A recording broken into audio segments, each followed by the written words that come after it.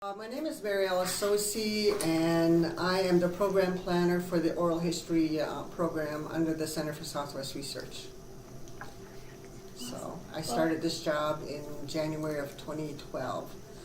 We're in the library reorganized, and well, actually it wasn't reorganized. They decided that they would like a program where someone was doing oral history. When you say council, Native American councils? Mm-hmm.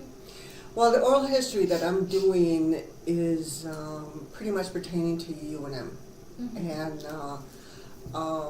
it's with the people that have been a part of. I guess it's twofold. One is that to record the history of UNM with Native Americans in whatever capacity. There's no real, and so the history is to be recorded from 1950s as close to as we can get, maybe even earlier if somebody's still alive that can give us that kind of information, and to current.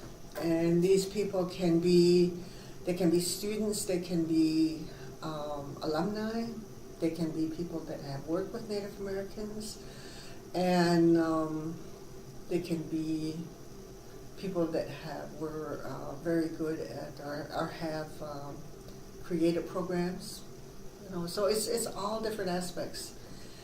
So it's basically recording the history of Native Americans, the relationship between UNM and Native Americans since about the 1950s.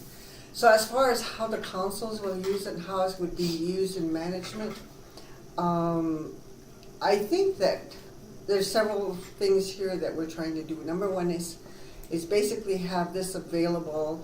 It's going to go on the website, and so researchers can use them, whenever they want, what aspects of it.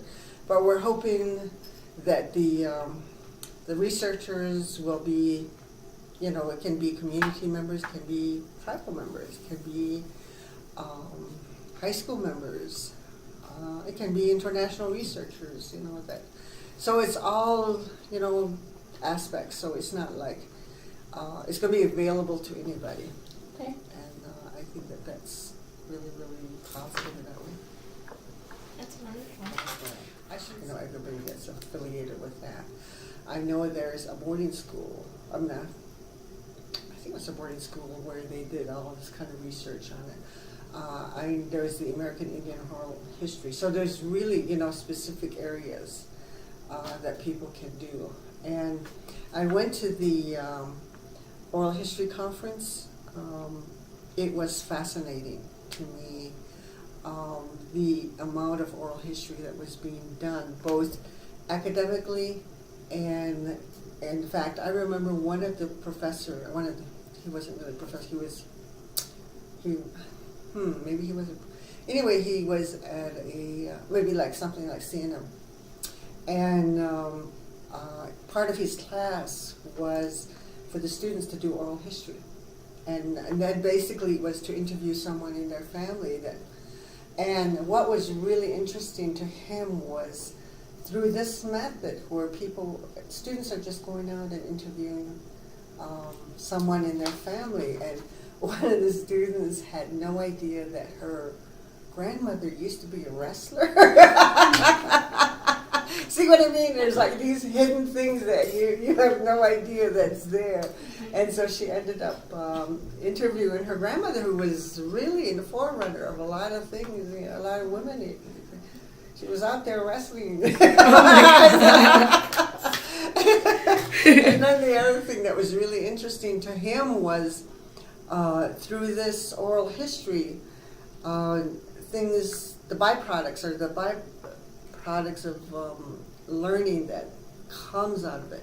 And he said one of the things that he learned is he realized that a lot of these students that that were in the community, and I don't remember where it was or anything, had a great deal of abuse in their family somehow. Somehow they were abused or in some way or something, and that came out in the interviews.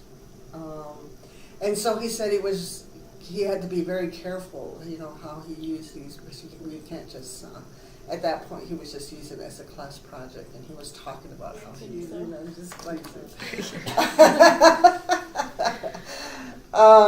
Number one reason for preserving Native American, I think I can come up with several, but I think the number one reason is we're still here. Many times Native Americans are thought of as in the past, or we're only thought of the way history portrays us. We're only, in fact, many times people say like, oh, I didn't even know anything about Native Americans. I didn't even know they were still alive. There's really just this idea of how Native Americans are only in history. And it's like, and the other thing I think is really important is that it's from our own perspective.